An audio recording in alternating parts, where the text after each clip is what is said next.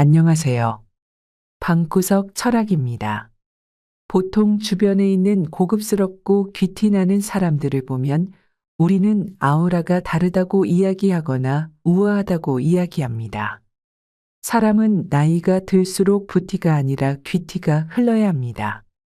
귀티를 부티라고 알고 계시거나 이 두 가지를 동일하게 생각하시는 분들이 있는데 귀티와 부티는 엄연히 다른 것입니다. 부티는 나를 억지로라도 드러내고 과시를 하여 얻어지거나 인정받는 것이고, 귀티는 나를 굳이 드러내지 않더라도 남들이 알아봐 주는 것입니다. 물론 부를 이루는 것은 중요하고 필요합니다. 하지만 귀티를 갖추는 것은 그보다 더 중요하고 필요한 것입니다. 행동 하나하나에서 드러나는 우아함과 고급스러움, 위엄, 품격. 이 귀티라는 것은 어디서부터 오는 것이고 어떻게 해야 귀티가 날 수 있는지에 대해 이야기해 보겠습니다. 귀티는 돈과 타고난 출신 배경으로 결정되지 않습니다. 외모가 영향을 끼칠 수는 있지만 그보다는 마음의 크기, 즉 그 사람의 그릇 크기와 태도를 보는 것이 더 맞습니다. 그렇기 때문에 귀티는 선천적인 요인도 있긴 하나 사회 문화적 환경으로 결정되는 것을 보면 후천적인 요인이 더 큰 것입니다.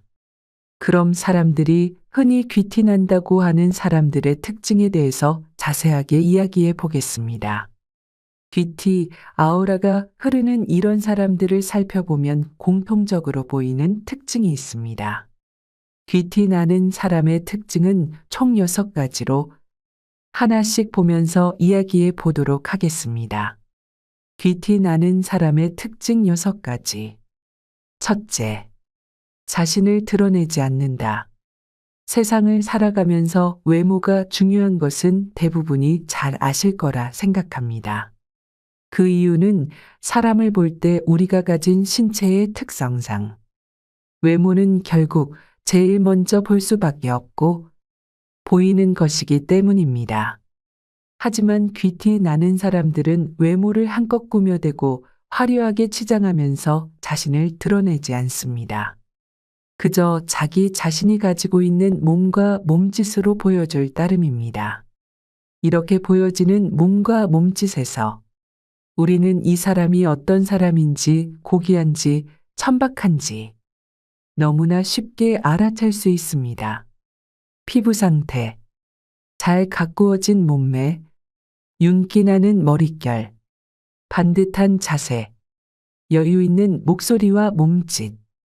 이런 것들은 마치 학생 때 작성되었던 생활기록부 마냥 이 사람이 누구인지, 어디에 사는지, 어떻게 지내는지, 취향은 어떠한지 모든 것을 다 알려줍니다.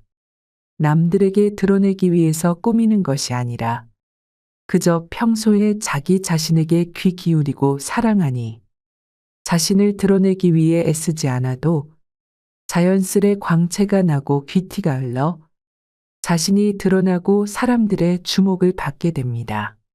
이렇게 살아오는 동안 내 몸에 쌓여온 일종의 헤리티지라고 할 수 있는 것입니다. 몸짓, 말투, 취향 등이 내 귀티를 결정짓는 중요한 요소가 되는 것입니다. 둘째, 자신만의 고유함, 가치관을 가지고 있다. 귀티가 나는 사람들은 뭔가 특별하지는 않은데 자신만의 알 수 없는 고유함이 있습니다. 이것은 늘 한결같고 솔직하며 진실한 것으로 그 어떤 것에도 휩쓸리지 않고 그저 묵묵하고 단단하게 자신이 생각하는 방향으로 향합니다. 귀티 나는 사람들에게 속도는 중요하지 않습니다. 그저 방향이 맞는지가 중요한 것입니다. 그들은 평범한 것보다 특별한 것을 추구합니다. 전통은 한결같지만 유행은 바뀌고 지나기 마련입니다. 어느 순간 트렌드가 평범해지는 것입니다.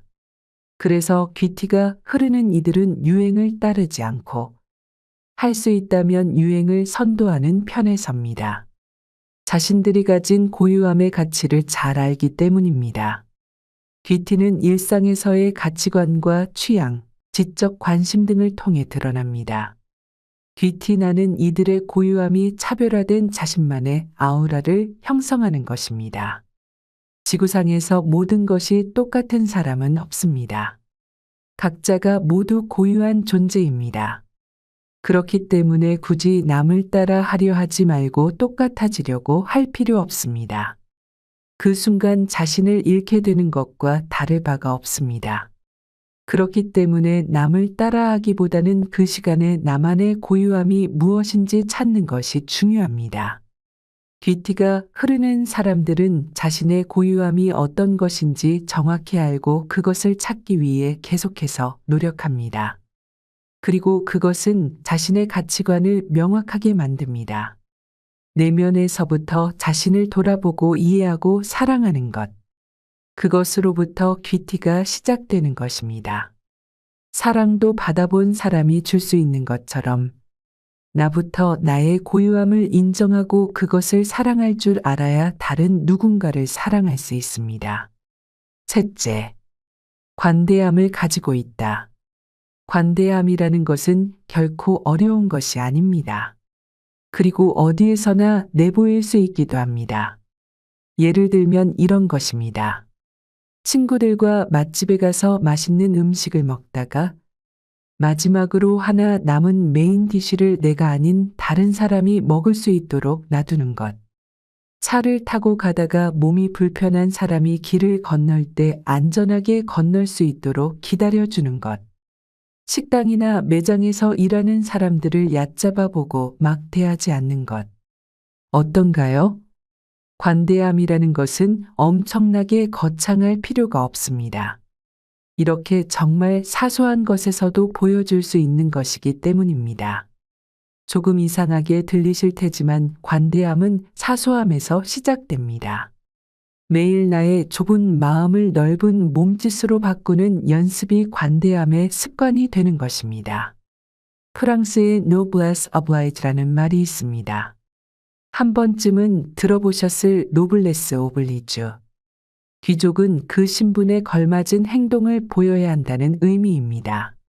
관대함 그리고 귀티나는 사람은 노블레스 오블리주의 이상을 추구합니다. 넷째, 돈을 과시하지 않는다.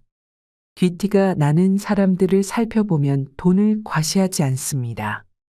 이들은 조용하고 시끄럽지 않으며 과시하지 않습니다. 대한민국 국민이라면 모르는 사람이 없을 삼성 이건희 회장의 딸이자 호텔신라 대표 이부진. 이부진 대표의 일화를 이야기해 볼까 합니다. 2014년 80대의 모범 택시 기사가 신라호텔 본관 현관으로 돌진해 회전문을 들이받아 승객과 호텔 직원 등 4명이 다치고 회전문이 완파되었던 일이 있었습니다. 급발진이라는 택시 기사의 주장과 다르게 결국은 운전 부주의로 조사가 완료되었고 이 모든 상황은 택시 기사가 변상해야 할 상황이었습니다. 신라호텔의 피해액은 5억 원이었으나 이에 이부진 사장은 우리도 피해가 있었지만 운전자도 충격을 받았을 것이다. 배상을 요구하지 말고 필요하면 치료비도 지급하라고 지시하였다고 합니다. 모르는 사람이 없을 정도의 부를 가지고 있던 이부진 대표의 이런 대응. 어떻게 느껴지셨나요? 이렇게 귀티가 나는 사람은 빛나지 않음으로써 빛이 나고 돈을 함부로 낭비하지 않습니다. 진정한 부자는 그에 맞는 품격을 갖추어야 하며 돈을 어떻게 다룰지를 더 중요하게 여기는 사람입니다. 돈을 다루는 방식에서 귀티와 부티가 갈립니다. 돈으로 화려한 장식, 자동차, 명품을 살 수는 있지만 그에 걸맞은 격식과 소양은 돈으로 이룰 수 없는 이치와 같은 것입니다. 다섯째, 부드러운 말투와 강인함을 가지고 있다. 내 주변에 있는 귀티가 흐르는 사람을 한번 생각해 보시기 바랍니다. 여러분이 떠올린 그 사람을 생각하면 아마도 이러한 것들이 떠오르실 것이라 생각합니다. 깔끔하고 단정한 옷차림, 온화한 미소, 깔끔한 용모 등등. 생각나는 여러 가지 요소들이 있겠지만 그 중에서 가장 중요한 것은 부드러운 말투와 그 속에서 느껴지는 강력한 카리스마입니다. 시옷을 입에 달고 사는 폭력적이고 공격적인 언어를 사용하는 카리스마는 귀티는커녕 그저 천박해 보일 뿐입니다. 그와 반대로 부드러운 말투와 온화한 성격을 가졌다고 해도 우유부단함이 있다면 이 역시도 귀티가 흐른다고 이야기할 수는 없을 것입니다. 앞서 이야기했던 것처럼 자신만의 고유함을 가진 사람은 내 자신에 대해서 누구보다 잘 알고 있기 때문에 항상 여유가 있습니다. 나 자신을 잘 알고 있기에 무엇을 하는 데 있어 서두를 이유도 조급해할 이유가 없기에 평소 사용하는 말투, 언어 그리고 행동에 그대로 여유가 배어 나옵니다.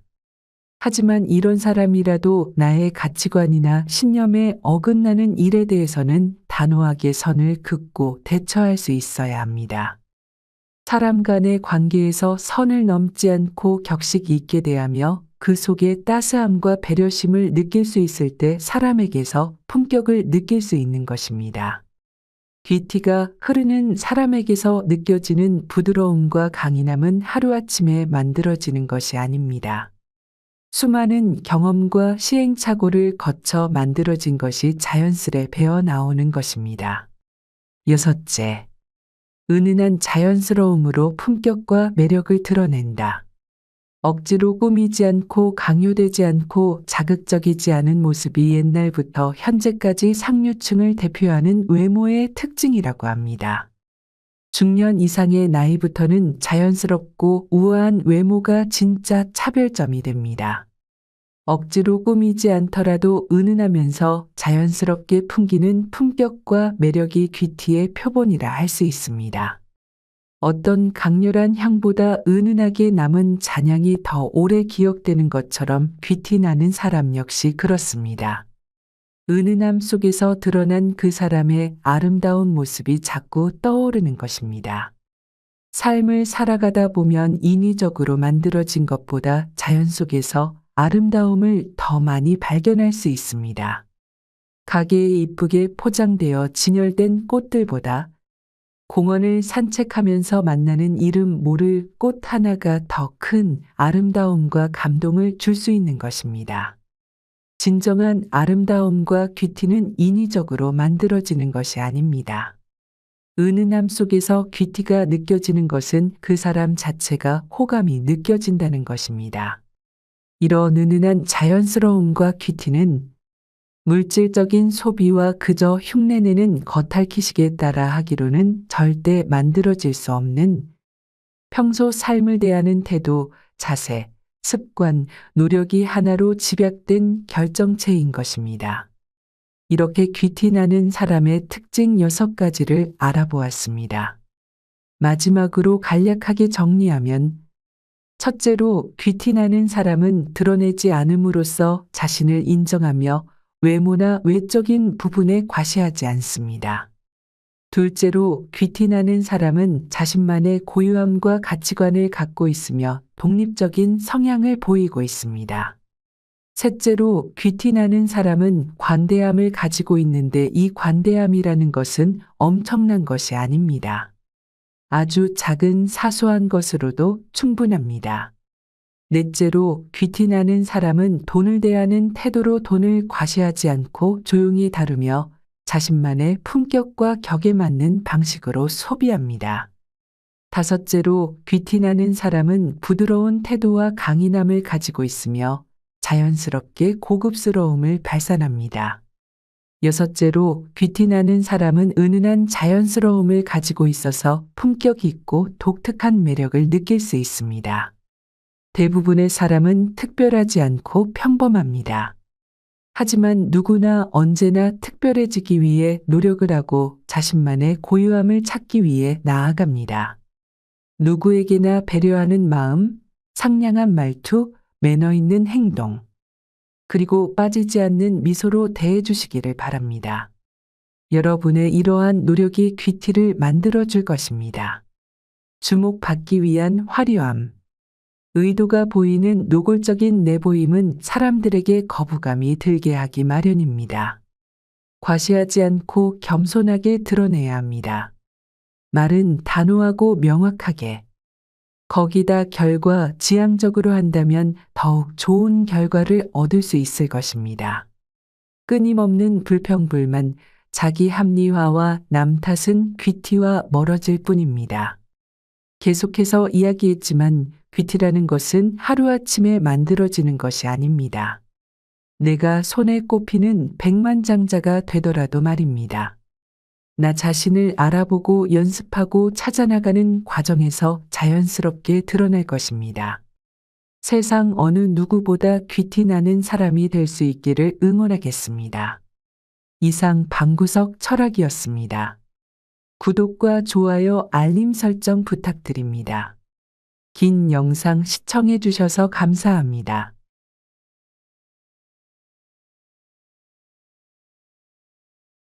누구나 다 늙고 병들어 생을 마감합니다. 그 변하지 않는 사실 앞에 숙연한 마음이 들기도, 조금씩 노쇠해지는 부모님 모습을 보며 자신의 미래를 떠올려 보기도 하는데요. 최근 한국의 고령화 문제가 심각한 가운데 이와 동시에 노인성 질환으로 고통받고 있는 고령층, 또 독거노인의 수 역시 증가하고 있습니다. 이 중에는 혼자 사시는 제 친정엄마도 계십니다.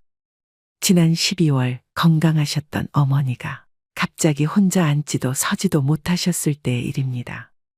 한 달 가까운 입원 생활이 이어지며 돌봄에 관해 생각하게 되었는데요. 일과 살림을 병행하며 혼자 계신 어머니를 보살피기가 쉽지 않았기 때문입니다.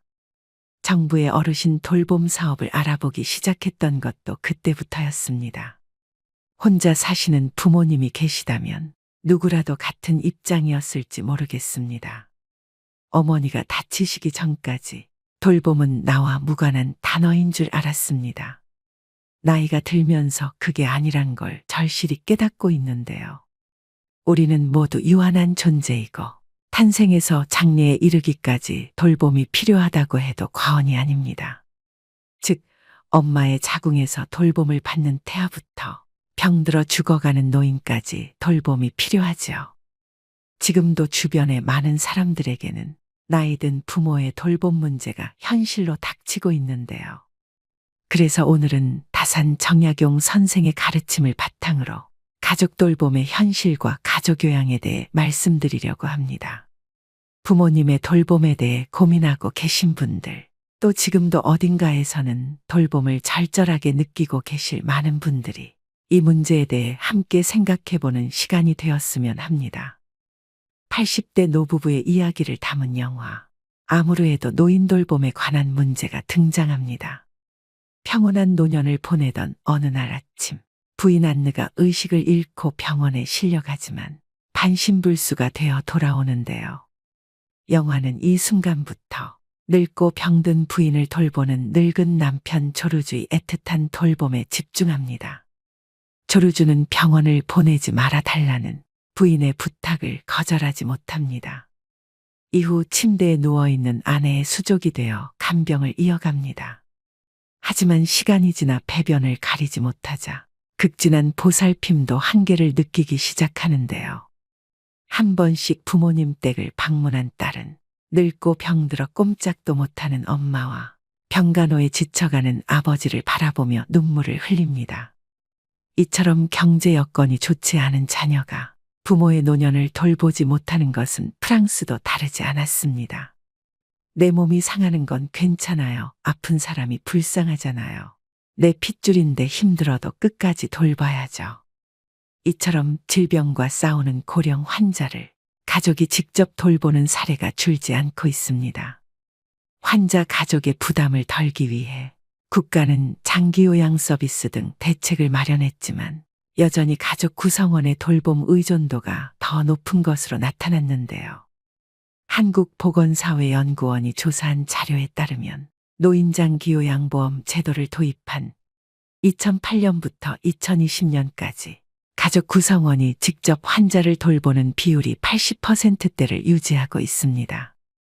2008년 87.8%, 2014년 91.9%, 2020년 87.4%의 환자가 가족 구성원에게 돌봄을 받고 있습니다. 이처럼 여전히 우리나라의 효도 사상은 모든 덕목 가운데 가장 중요하고 기본적인 덕목으로 생각되어지는 것 같습니다. 이는 효도는 가장 큰 덕이라는 다산 정약용의 가르침에서도 강조되고 있습니다. 정약용 선생은 유배지에서 아들에게 몰락한 집안에서 살아가기 위해서 배워야 할 것과 사람들과 살아갈 때 반드시 지켜야 할 것들을 편지로 보냈습니다. 친구를 사귈 때 반드시 멀리해야 할 세 종류의 사람 중 불효자를 사귀지 말아야 한다고 하는데요. 이 늙은 아비가 세상살이를 오래 경험하였고 또 어렵고 험난한 일을 고루 겪어보아서 사람들의 심리를 두루 알게 되었는데 무릇 천륜의 야박한 사람은 가까이에서는 안 되고 믿을 수도 없다. 대개 온 세상에서 깊은 은혜와 두터운 의리는 부모 형제보다 더한 것이 없는데 부모 형제를 그처럼 가볍게 버리는 사람이 벗들에게 어떠하리. 부모님께 효를 실천하지 않는 사람과는 가까이 하지도 말라는 당부를 할 정도로 개인이 존재하는 의미는 가족, 즉 부모 자녀의 관계로부터 시작된다는 근본을 지켜가는 데 있다고 보았는데요. 그 근본을 잃는 것은 삶의 의미를 잃는 것이라 여겼습니다. 부모에게는 효도를, 부부간에는 화순을, 형제간에는 우애를 지키도록 했으며 자식된 자는 끊임없이 군자의 삶을 살도록 노력할 것을 강조했습니다. 부모님은 한 사람의 삶에서 중요한 인물이고 종종 그들의 양육에 책임이 있다. 감사와 존경의 표시로 부모님을 섬기고 돌보는 것은 중요하다. 이처럼 다산 정약용은 가족은 나를 키워주고 내게 뜻을 전해주는 나의 뿌리이며 이는 가족이 서로에게 어떻게 중요한 존재인지를 강조하고 있습니다. 최근 연구에 의하면 청소년이나 부모가 가장 행복할 때는 모두 가정이 화목할 때인 것으로 나타났습니다. 또 정약용 선생은 가족 간의 신뢰, 이해, 인정과 존중을 행복한 가족이 되기 위한 질적 조건으로 보고 있습니다. 이처럼 늙고 아픈 부모와 배우자를 남의 손에 맡기지 못하는 가족들이 가족 돌봄을 선택하고 있는 것은 정약용 선생의 가르침의 이치와 깊은 연관성이 있는 부분인 것 같은데요. 한국의 전통적인 돌봄 문화 특성에 따라 가족 돌봄은 앞으로도 지속될 가능성이 있습니다. 하지만 가족 돌봄 비율이 높은 만큼 그에 따른 문제도 심각한 것이 현실입니다. 경제활동 참여율이 높아지면서 노인 돌봄이 가족 구성원들에게 큰 스트레스 요인으로 자리 잡고 있습니다. 최근 노인이 노인을 간병한다는 의미의 노노간병이 많아지면서 이와 관련한 가슴 아픈 뉴스 또한 종종 접하게 됩니다. 2019년 부산에서 일어난 사건입니다. 무척 사이가 좋았던 79세 동갑내기 부부였는데 할아버지가 정년퇴직할 무렵 할머니가 심장 판막증을 앓게 되고 판막 이식 수술 후 할머니의 건강은 급속하게 나빠졌습니다. 그러던 중 아내는 담도암 판정을 받았고 할머니의 고통은 점점 더 깊어갔습니다. 그렇게 20년을 아내의 곁에서 정성을 다해 간호를 했지만 간호가 너무도 힘들고 아내의 고통을 지켜보는 것이 너무도 힘겨웠던 할아버지는 결국 극단적인 선택을 결심하였는데 다행히 아들에게 발견되어 목숨은 건질 수 있으셨다고 합니다. 정말 일어나서는 안 되는 일이 일어나고 있습니다. 하지만 시설로 보내자니 사랑하는 가족을 끝까지 돌봐주지 못했다는 죄책감과 불안감, 그로 인한 우울증에 시달리게 되는 경우도 있는데요. 부양할 세대보다 노인 세대가 많아지는 현실 앞에서 노인 돌봄은 더 이상 개인의 문제가 아닙니다. 병든 부모님을 돌본다는 것은 경제적, 물리적 시간과 더불어 정서적 돌봄까지 포함되기에 더 어려울 수 있습니다. 가족 구성원 역시 정성을 다할 수 있는 돌봄 환경 속에서 마지막 순간까지 존중받을 수 있었으면 좋겠다는 생각을 했습니다. 아무 준비 없이 뛰어든 간병인의 삶, 가장 가까이에서 사랑하는 가족이 쇠약해지는 모습을 지켜봐야 하는 가족 돌봄 체계가 무너지기 이전에 국가적인 지원과 이해, 배려가 필요한데요. 그것이 바로 가족요양제도입니다. 이 부모 돌봄은 주로 여성 혹은 불안정한 일자리에 있는 자녀가 맡게 되는 경우가 많았습니다. 그래서 더더욱 가족요양제도를 꼭 활용하셔서 돌봄 부담을 줄이셔야 되는데요. 그렇다면 가족요양제도란 무엇일까요? 정부는 지난 2008년부터 노인 장기요양보험 제도를 도입해 65세 이상 또는 노인성 질환을 가진 65세 미만 중 생활에 어려움을 겪는 사람에게 도움을 주는 정책을 시행 중입니다. 노인 장기요양보험 규정에 따라 돌봄이 필요한 경우 등급을 받을 수 있고 해당 등급에 따른 혜택을 누릴 수 있는데요. 우리가 흔히 알고 있는 방문요양제도는 요양보호사를 집으로 불러 활용하게 되는데 어떤 어르신은 도움은 받고 싶지만 집에 외부 사람이 오는 것이 싫다고 하는 경우도 있습니다. 이런 경우 가족 중에서 요양보호사 자격증을 취득해 직접 도움을 줄 수 있는데 이것을 가족요양이라고 하며 가족요양을 수행하는 사람을 가족요양보호사라고 합니다. 가족요양보호사는 노인 장기요양보험에서 책정한 요양보호사 급여를 받을 수 있게 되는데요. 즉, 내 가족을 돌보고 매월 급여도 받을 수 있는 제도입니다. 쉽게 말하면 원래 내가 당연히 돌봐야 할 가족을 정부의 지원금을 받으며 간병하는 개념으로 가족 간병의 경우라면 이용하지 않을 이유가 없는 제도이기 때문에 급여를 받으면서 가족을 돌보시기를 권해드립니다. 그럼 가족 요양급여를 받기 위해서는 어떤 조건을 만족해야 될까요? 먼저 도움을 받는 가족이 등급 판정을 받아야 합니다. 장기요양 등급 대상자는 65세 이상 일상생활이 어려운 어르신 또는 65세 미만의 노인성 질환을 앓고 있는 분입니다. 또 대상자의 직계 가족 중 요양보호사 자격증을 갖춘 사람이 아픈 가족을 직접 돌봐야 합니다. 마지막 조건은 요양보호사가 다른 직장을 다닐 경우엔 한 달에 160시간 미만으로 근무해야 됩니다. 가족요양보호 근무 시간은 크게 두 가지 형태로 나뉘는데요. 첫 번째는 하루에 60분씩 총 20일 근무하는 형태이며 두 번째는 하루에 90분씩 총 31일 근무하는 형태입니다. 비용은 일반적으로 정부 지원금 85%에 본인 부담금 15%이지만 차상위 계층의 경우 본인 부담금이 6%에서 9%, 기초생활수급자는 100% 정부 지원금이 나오게 됩니다.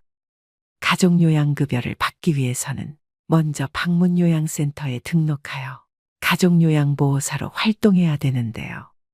그 후 국민건강보험공단은 방문요양보호센터에 월급을 지급하고 센터에서는 가족요양보호사에게 월급을 지급하게 됩니다.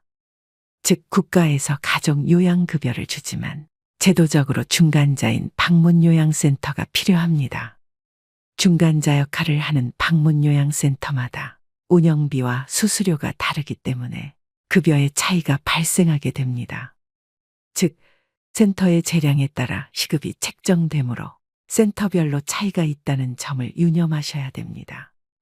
그렇기 때문에 방문요양센터를 잘 선정하는 것은 매우 중요한데요.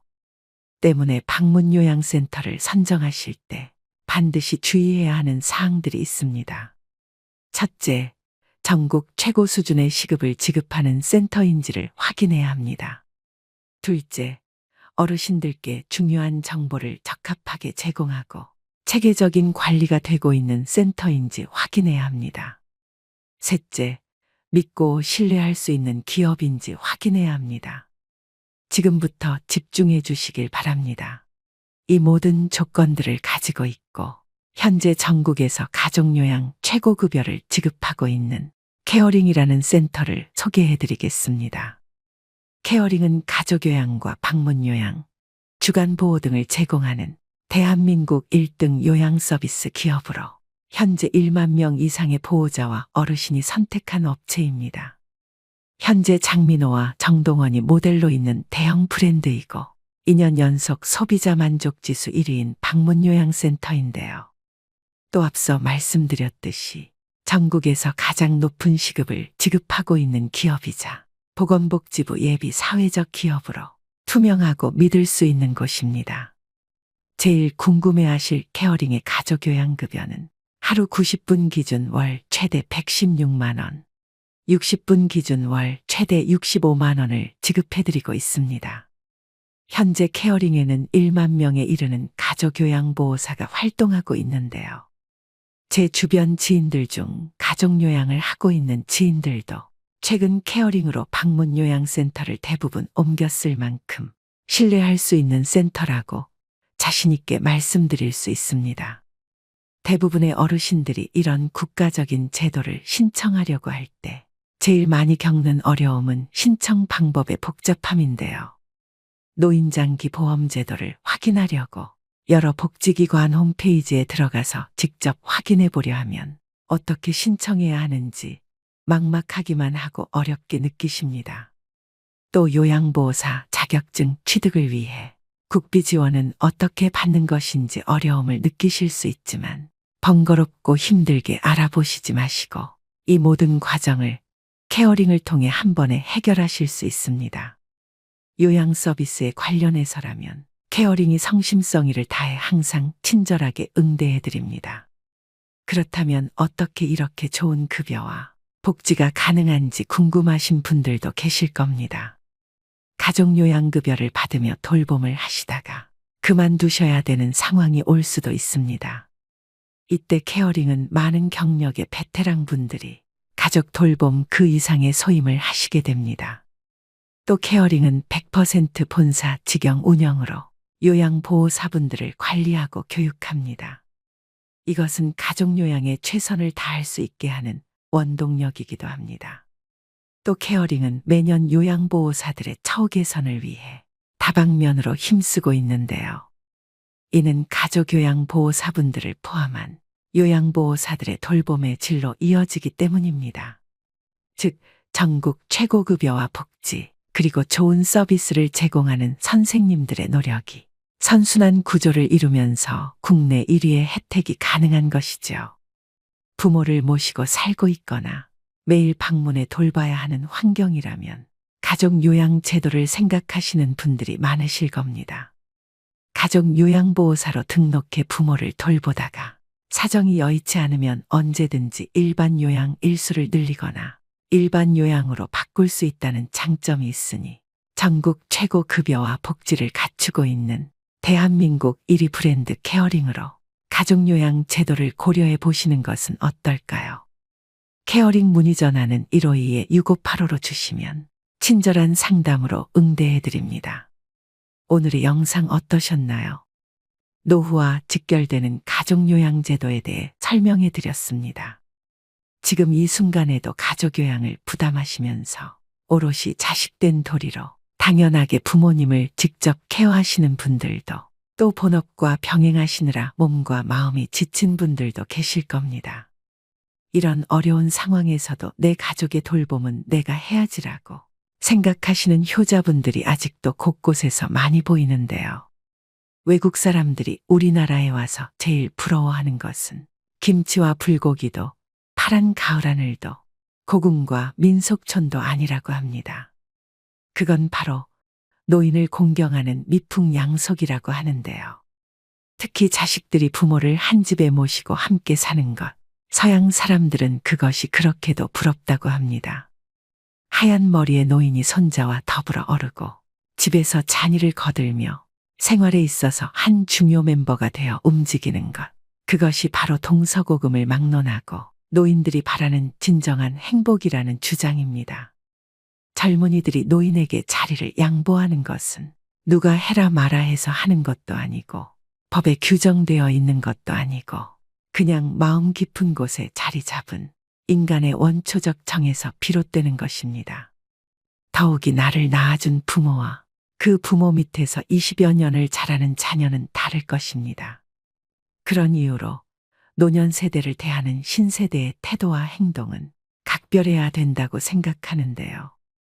이처럼 지금은 부모나 가족들의 돌봄으로 여러 고민을 겪고 계시더라도 나의 이 고생은 후에 반드시 복으로 돌아올 것입니다.